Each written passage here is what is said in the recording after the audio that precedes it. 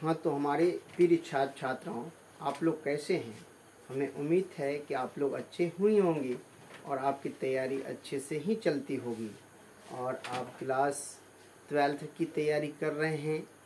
और मेरे वीडियो को अगर आप देख रहे हैं तो आपको बहुत सारे बेसिक पॉइंट की तैयारी आपका हो जाएगा।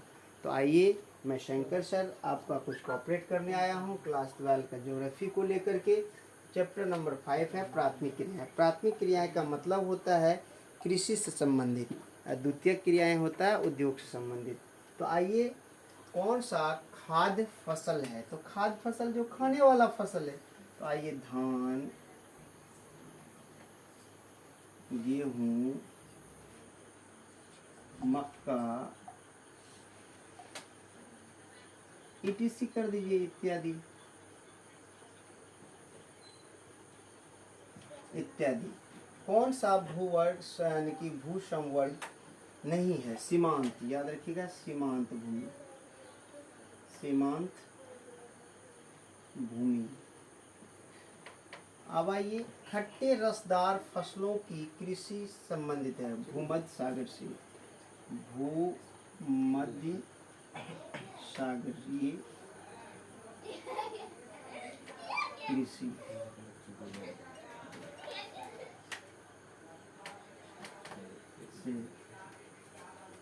कौन रोपण फसल नहीं है? कौन रोपण फसल नहीं है? तो आप जानते हैं, जिसे हम लोग रोपते नहीं हैं, बोते हैं, तो ऐसे फसल को रोपण फसल कहते हैं, यानी कि रोपण फसल नहीं कहते हैं। जैसे गेहूं ले लीजिए, ये रोपण फसल नहीं है, ये रोपण फसल नहीं है। आवाज़ कम करो, आवाज़ कम करो। गेहूं और चावल, उसके बाद आई कौन रोपण फसल नहीं है? गेहूं, चावल, आप जैसे मक्का, ये भी रोपण फसल नहीं है माय डियर्स, इत्यादि, ये सब रोपण फसल नहीं है। आइए, सहकारी कृषि अधिक सफल हुई डेनमार्क में, याद रखिएगा, डेनमार्क में अधिक सफल हुई है वो। ब्राज़ील के कॉफ़ी बागान को क्या कहा जाता है? फेजेंटा कहा जाता है, फेजेंटा कहा जाता है माय डियर, याद रखेंगे। उसके बाद, गेहूं की खेती के आदर्श तापमान कितना होना चाहिए? 10 से 20 डिग्री सेल्सियस, याद रखेंगे, 10 से 20 डिग्री सेल्सियस गेहूं के लिए तापमान सही है। आज विश्व में लगभग कितने लोगों को की भरण पोषण चलवासी पशुचारण पर निर्भर है? तो लगभग 2 करोड़, लगभग 2 करोड़, याद रखेंगे, 2 करोड़ लोगों का, ठीक है, भरण पोषण हो रहा है आज।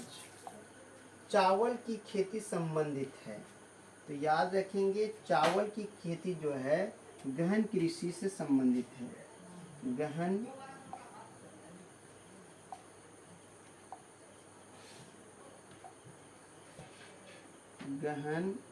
कृषि से संबंधित है। गहन निर्वहन कर दीजिए, गहन निर्वहन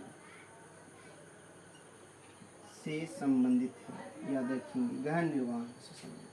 चाय का सबसे बड़ा उत्पादक देश कौन है माय डियर्स? ये चीन है। कौन है? चीन है। तो आइए, फलों की कृषि कहलाती है फसलों उत्पादन या पुष्पोत्पादन, उत्पादन।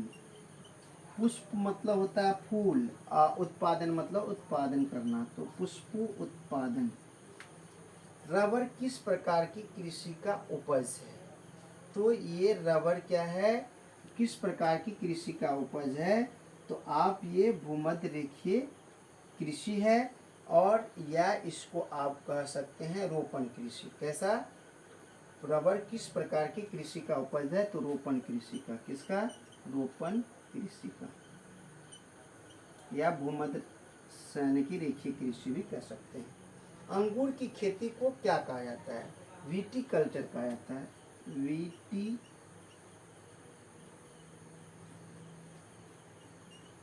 कल्चर,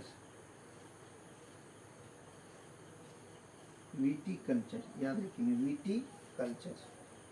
तो आप अरेबिका संबंधित है, ये कॉफ़ी से संबंधित है माय डियर्स। ये किससे संबंधित है? कॉफ़ी से संबंधित है। चलवासी पशु चरण के कितने स्पष्ट क्षेत्र हैं? ये 7 है। चलिए माय डियर्स, हमें आशा है कि आप लोग समझ गए होंगे। आगे देखिए, एक बार मैं रिपीट कर देता हूँ तो आप सुन लें।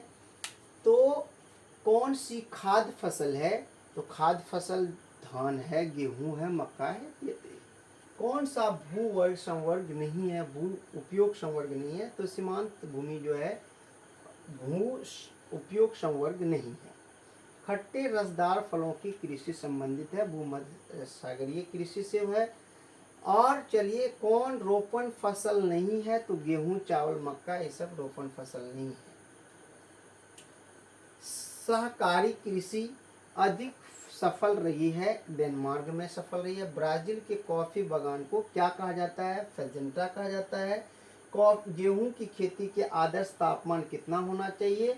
10 से 20 डिग्री सेल्सियस होना चाहिए माय डियर्स। आगे कहता है, आज विश्व के लगभग कितने लोग भरण पोषण चलवासी पशु चारण पर निर्भर हैं? तो लगभग 2 करोड़ लोग, लगभग 2 करोड़ लोग कर लीजिए माय डियर्स, लोग। ठीक है, लोग। तो अब आइए, आगे कह रहा है चावल की खेती संबंधित है, तो गहन निर्वहन से संबंधित है। चाय का सबसे बड़ा उत्पादक देश है, चीन है। और फूलों की कृषि कहलाती है, पुष्पोत्पादन कहलाती है। रबर किस प्रकार की के उपज है? तो रोपण कृषि का उपज है। अंगूर की खेती को कहा जाता है विटीकल्चर कहा जाता है। अरेबिका संबंधित है, कॉफी से संबंधित है। चलवासी पशु चारण के कितने स्पष्ट क्षेत्र हैं? ये 7 है माय डियर। हमें आशा है कि आप लोग समझ गए होंगे।